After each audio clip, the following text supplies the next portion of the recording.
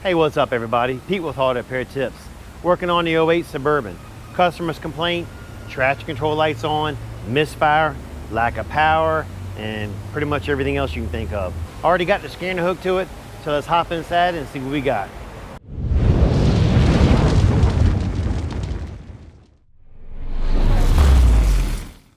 So let's go into the engine.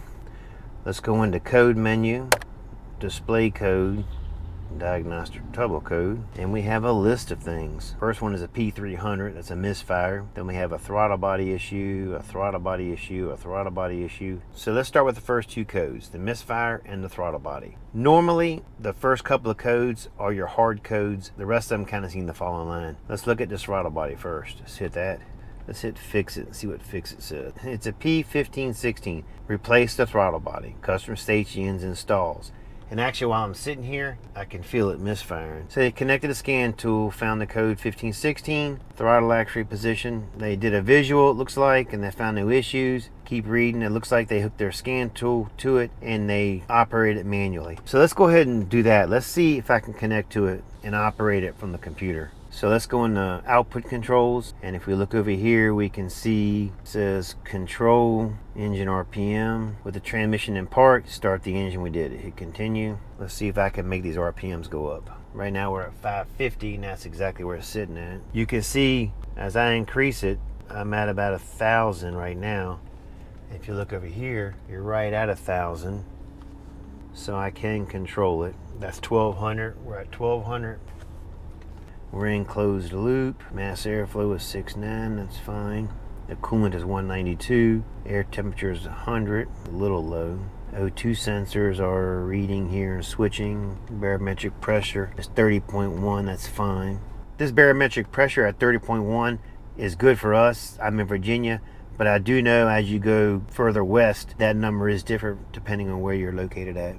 So here's where I'm at. I can control this throttle body from my computer, which tells me that the wiring is correct. I looked at all the readings that are also associated with that throttle body and they're all correct. So it looks like I'm leaning towards the throttle body, and what I'm gonna do now is do a visual. I wanna make sure everything's intact because I was able to control the RPMs with the computer and all the other readings look good in the computer now also. Probably that throttle body just glitched, but let me look at it first and we'll go from there. That looks fairly new. So after looking at the throttle body, it looks good, the wiring looks good, and it looks fairly new. I'm gonna do a relearn on it. Maybe the customer bought it and stuck it on and never did a relearn. So let's go back to functional test, do module setup, idle, learn, reset. Engine must be off, ignition on, hit continue. Let's hit reset.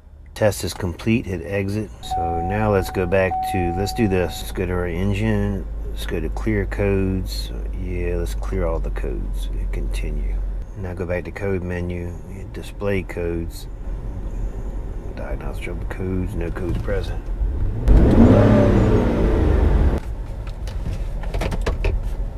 Well, before it was sitting at about 350, 400. Now we're sitting right about 500.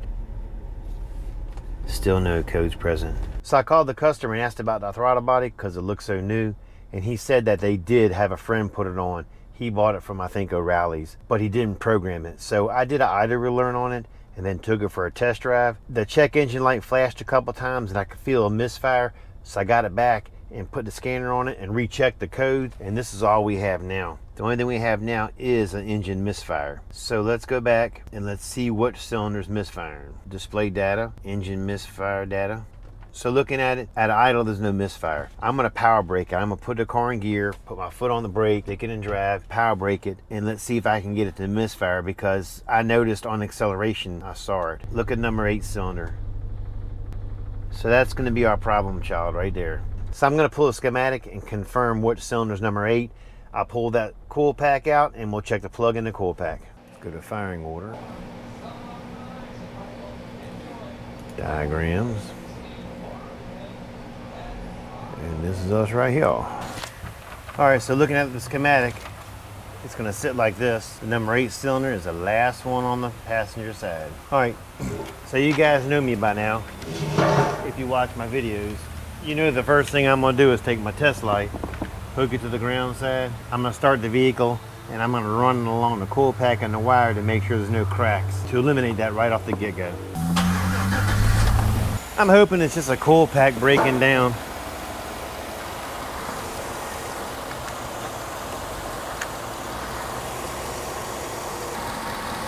I didn't see a bad wire or bad coil pack. I'm going to take that wire off and let's check the arc coming out of the coil pack.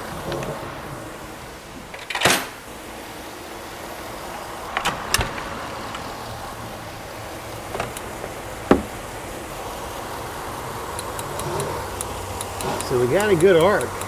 All right, next thing I'm going to do is cut the engine off, let it cool down, pull the plug out. Let's check the plug and maybe do a compression test. So here's a bit of good news. Once this engine cooled down, I was able to get my hands back there and I was gonna pull that plug out. And the spark plug wire that went onto the plug was just laying there. It basically fell off. So it wasn't making a good connection. So I snapped that plug wire back on there, hooked it back up to the coil, started the engine, and take a look at this. We don't have any more misfires. And I'll even put it in a load. Here's number 8 cylinder right here. Look at that.